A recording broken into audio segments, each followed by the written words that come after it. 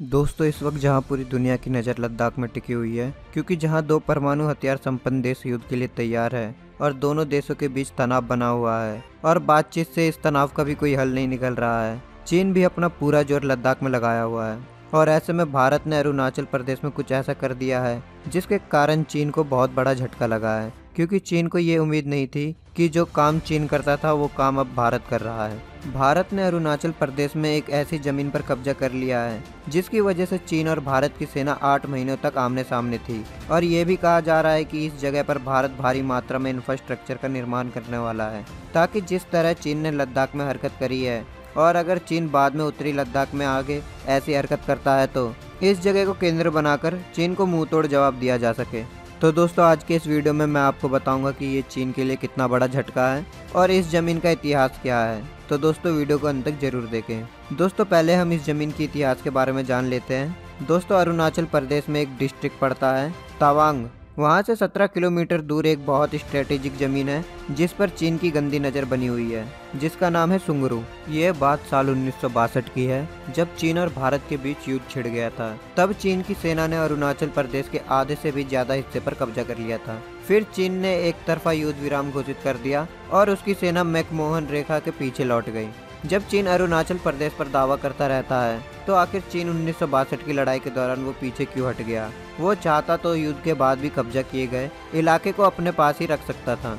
चीन कहता रहता है कि वो अरुणाचल प्रदेश को मान्यता नहीं देता क्योंकि ये उसके दक्षिणी तिब्बत का इलाका है। यही वजह है कि तिब्बती धर्मगुरु दलाई लामा हो या फिर भारत के प्रधानमंत्री, सबके अरुणाचल दौरे पर चीन आपत्ति जताता रहा है। साल 2009 में मनमोहन सिंह ने प्रधानमंत्री रहते हुए अरुणाचल प्रदेश का दौरा किया था तो चीन को इस पर आपत्ति हुई थी। फिर वर्ष 2014 में जीत हासिल करने के बाद प्रधानमंत्री के रूप में नरेंद्र मोदी ने राज्य का दौरा किया। इस दौरे को लेकर भी चीन ने आपत्ति जताते हुए बयान जारी किया था। चीन कहता है कि वो कूटनीतिक स्तर पर अरुणाचल प्रदेश पर दावा कर मामले को तूल देता रहे, मगर वो कभी भी इसका सक्रिय नियंत्रण भी अपने पास नहीं रखना चाहता है। इसकी वजह यह है कि अरुणाचल के रहने वाले लोग कभी भी चीन के साथ खड़े नजर नहीं आए। साल 1974 में भारत में ब्रिटेन हुकूमत थी। तत्कालीन भारत सरकार और तिब्बत की सरकारों के बीच शिमला में समझौता हुआ। इस समझौते पर ब्रिटेनी हुकूमत के प्रशासक सर हेनरी मैकमोहन और तत्कालीन तिब्बत की सरकार के प्रतिनिधि ने हस्ताक्षर किए थे। समझौते के बाद भारत के तुआंग सहित पूर्वोत्तर सीमांत क्षेत्र और बाहरी तिब्बत के बीच सीमा मान ली गई।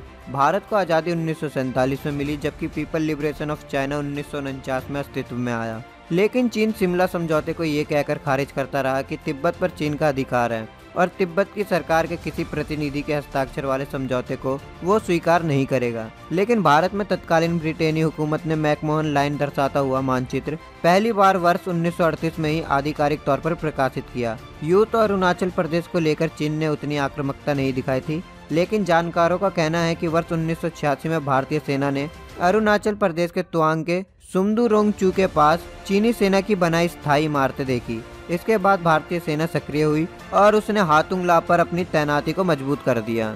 सामरिक मामलों पर नजर रखने वालों का कहना है कि ये भी एक ऐसा दौर था जब लगा कि चीन और भारत के बीच युद्ध की स्थिति तैयार हो गई है। मामला तब शांत हुआ जब भारत के तत्कालीन विदेश मंत्री नारायण दत्त तिवारी बीजिंग पहुंचे, जिसके बाद दोनों देशों की सेनाओं के बीच पहली फ्लैग मीटिंग आयोजित की गई। लेकिन बाद के सालों में चीन ने आक्रामकता दिखानी शुरू कर दी। एक बार तो दिबांग घाटी में चीन की सेना ने तो पोस्टर लगाकर इलाकों को चीन के अधीन बताया। इस दौरान चीन और भारत के संबंधों पर कोई दरार नहीं दिखी। पहली बार भारत और चीन के बीच रिश्ते तब खराब हुए जब 1951 में चीन ने तिब्बत का अधिग्रहण किया। चीन का कहना था कि वो तिब्बत को आज़ादी दिला रहा है। इसी दौरान भारत ने तिब्बत को अलग राष्ट्र के रूप में मान्यता दी। अरुणाचल प्रदेश अलग राज्य के रूप में वर्ष 1987 में अस्तित्व में आया। वर्ष 1972 तक इसे नॉर्थ ईस्ट फ्रंटियर एजेंसी के नाम से जाना जाता था। 20 जनवरी 1972 को इसे केंद्र शासित प्रदेश का दर्जा दिया गया और इसका नाम अरुणाचल प्रदेश कर दिया गया।